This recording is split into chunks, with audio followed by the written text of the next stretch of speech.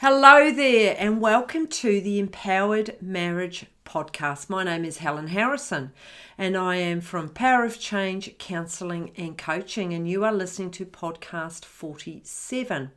Before I begin, because I always forget at the end of the podcast, if you are enjoying these podcasts, I would really love you to go onto iTunes or go onto Spotify and give a review and say why you like it. I never even think to just, I have people who come into my counselling room and they say, I've been listening to your podcast.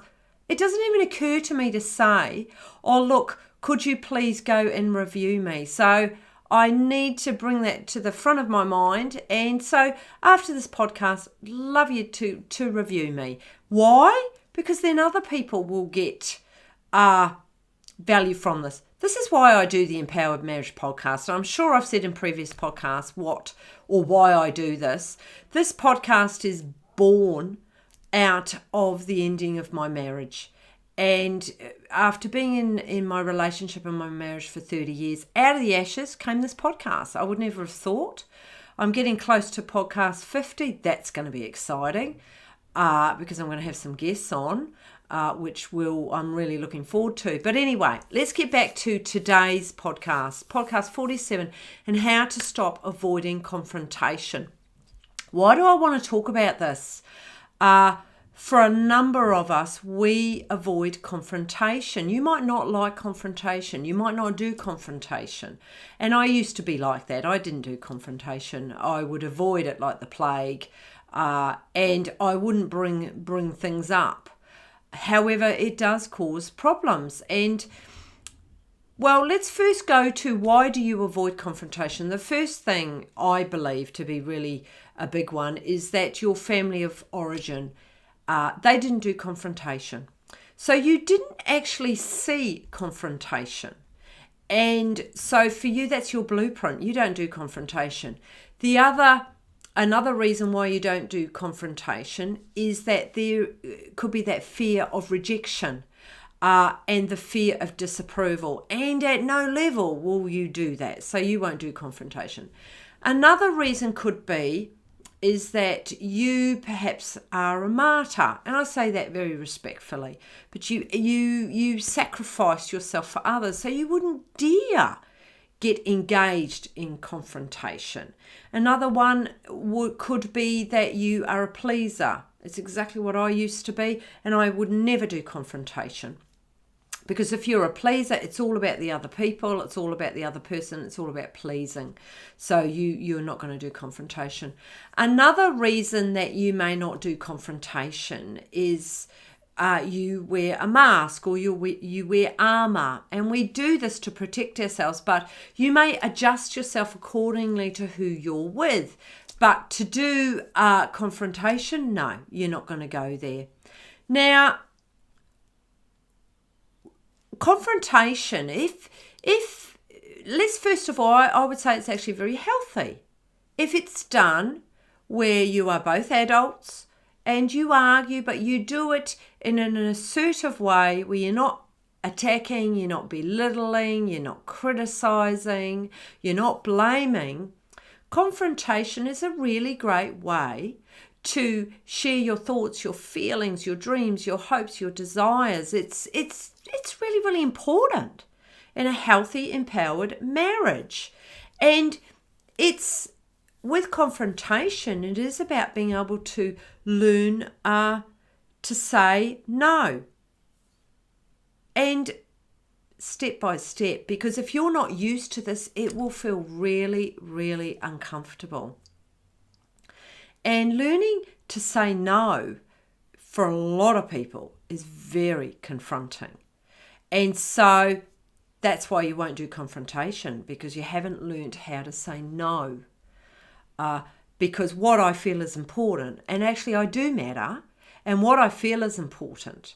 But somewhere along the way, we have either not learned or learnt to shut that part of us down.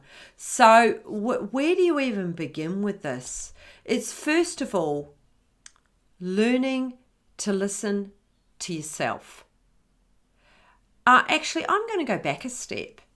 It's actually the cost to you of not doing confrontation. What is the cost to you? You keep stuff inside. You can become resentful. You're not actually being really true and honest with what's going on inside of you. And resentment, it does begin to build. I didn't do confrontation.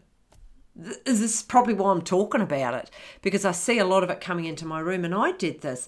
I was raised in a family, no confrontation. I never saw confrontation.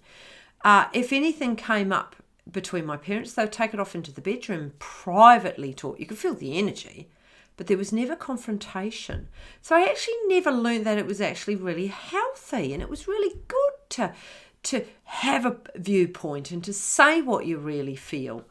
And then, of course, as an adult, because of my own abandonment and rejection wound, I was a pleaser.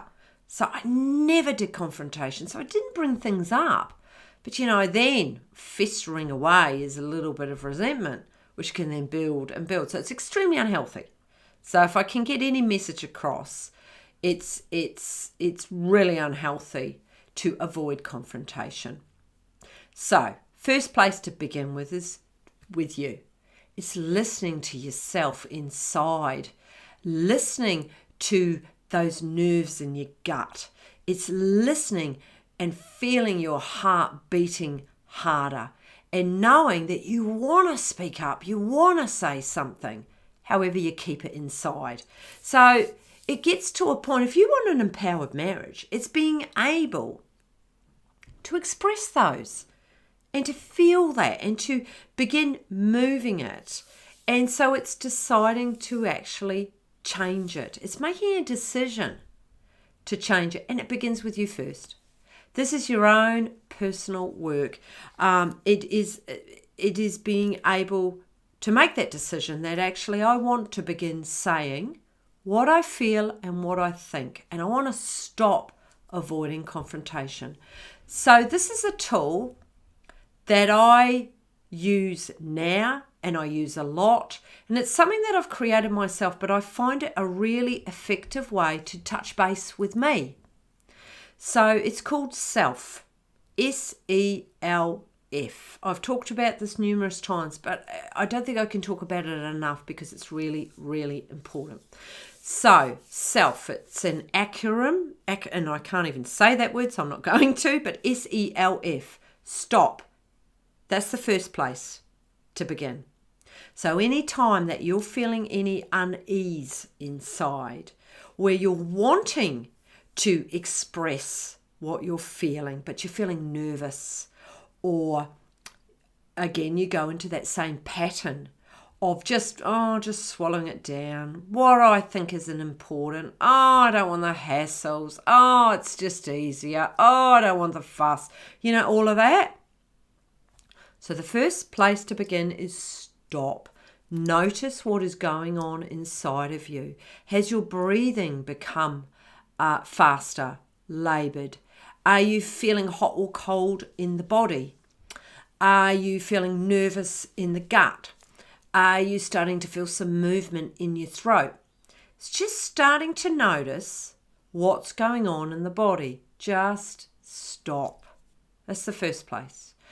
Then part of self, SELF, E is inquire. Inquire what's going on for you. Okay, I'm feeling annoyed. I'm feeling frustrated. So actually inquire what's going on inside because before you can even begin working on being able to have a voice and stop avoiding confrontation, you've got to notice what's going on inside yourself first. So inquire, but do it with kindness. It's not about attacking yourself or beating yourself up or giving yourself a hard time. It's actually inquire, what's going on for me? Actually, I'm feeling really resentful because my partner was really rude to me then and I just kept quiet. So I'm feeling resentful towards my partner. And I'm feeling annoyance with myself. So inquire, but doing it with kindness.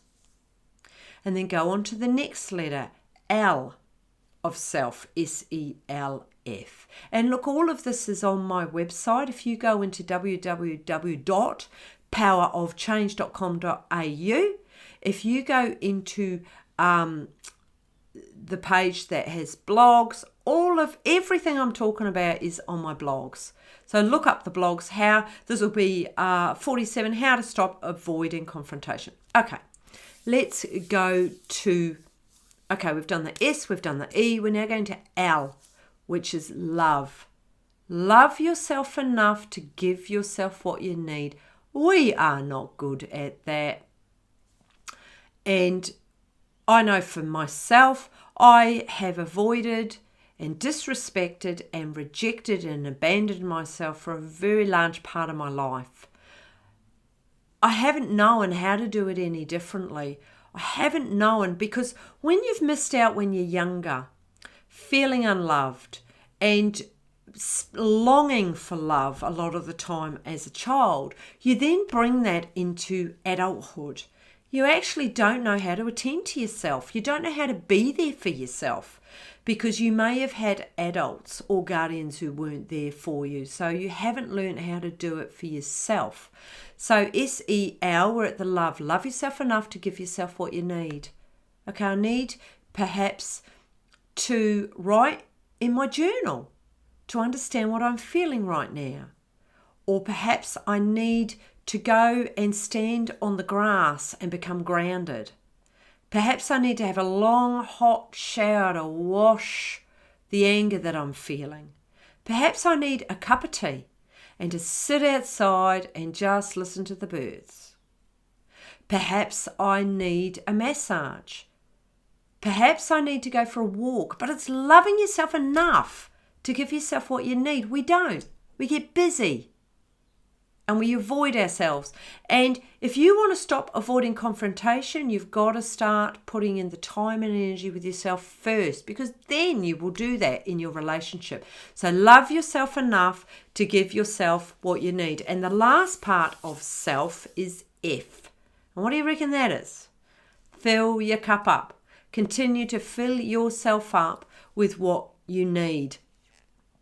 And this is a really great place to begin, is to start listening and respecting yourself, deciding to change it and working on yourself. That is the number one key to stop avoiding confrontation, because you'll stop avoiding yourself, and then what begins to happen is that when you stop avoiding yourself, you actually go, actually I do matter. And what I feel matters. You know, I've been at this for my whole adult life, working on my crap. Actually, that's the wrong word. It's not crap. Working on my baggage. And it's having the persistence and getting that actually this is lifelong. Because in life, you're either stagnating or you're learning and growing. And if you want to have an empowered marriage, you have to constantly be learning and growing within yourself first, and then that will ripple through into your marriage. It just will. So the last part of what I want to talk about in how to stop avoiding confrontation, you know, good communication is absolutely vital in marriage and in relationships. And one of the most important keys, I believe, is assertiveness. However, how can you be assertive if you don't have that self-esteem within yourself? So that's why this first step before assertiveness is so important, and connecting with yourself. But what's assertiveness? Assertiveness is being able to say what you're feeling and what you're thinking in a very strong, positive way. You know, one thing that I've recognised that is absolutely crucial is that we're not very good for asking what our needs, asking for what we need, because we definitely don't do it with ourselves. And then getting your needs met in your relationship, you can find that very, very difficult if you're not coming from an assertive place inside of yourself. So assertiveness is the ability to express your feelings and your thoughts, but also ask for what you need. Because, to have an empowered relationship, to have an empowered marriage, it's being able to ask for what you need. And that can sometimes bring in a vulnerability. And, I know for myself, goodness me, I'm not going to be vulnerable. I'm not going to show that part of me. However, if you want an intimate, close, empowered marriage, it is about being able to show that vulnerability part of you. I've talked on other episodes of the empowered marriage about the feminine and the masculine energy, because I think it is really, really important. I lived very much in my masculine energy, which is that forward moving, that push, go energy. And look, it's great if you want to get things done. However, it's being able to balance it up with that softer energy, the feminine energy, which is that nurturing, the compassionate, it's that kind energy. With what I was talking about previously, with the SELF, self, and being able to love yourself enough to give yourself what you need, I believe it goes hand in hand also with the feminine energy. And sometimes we don't like that, because I know I didn't. I've been working on my feminine energy, I'd say, since about 2008. Isn't that interesting that I remember that date? I remember I was at a workshop and it was very apparent to me that I had totally disowned my feminine energy. I had short black hair. For any of you that have known me for a bit of time, you'll know what I'm talking about. I had short black hair. Don't come near me. Don't look at me, and definitely don't touch me. That was the energy that I gave across. However, inside, that wasn't the case at all.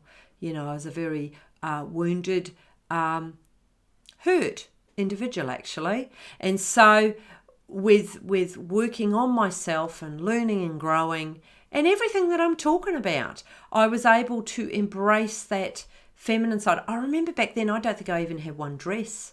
And I mean, that's just part of it, of course, but I love dresses and being able to drop into that feminine side of me. But we need to have both.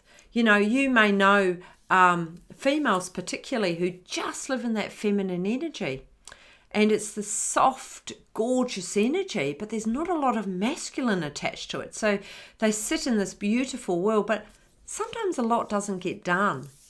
And if you're in that masculine energy, you may get a lot done, but you find it hard to nurture yourself and bring in that softness.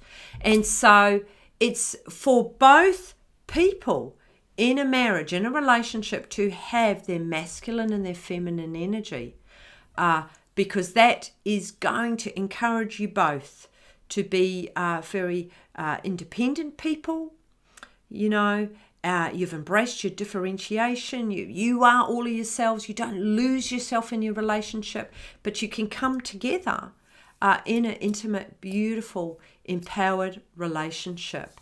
So look, I hope this has been helpful. How to stop avoiding confrontation. It is a natural part of and a normal part of an empowered relationship. It is very healthy, and it's something to perhaps work towards. So look, if any of this has been helpful and you'd like to know more, go on to my website, powerofchange.com.au. I offer different services from marriage counselling, I do psychotherapy, I do individual counselling and coaching. I also have a number of online courses, including the Marriage Tune-Up, which is extremely popular. So there's also, as you know, you're on this podcast, there's blogs. My mission, my purpose is to add value and to educate and to empower individuals. And it's coming from a place inside of me that is just so driven to support people to get to a place where they're feeling that contentment and that peace and love inside of themselves so they can be in an empowered marriage. So anyway, on that note, I'm going to finish up. I hope you have a fantastic day, week, and month living your empowered life in your empowered marriage.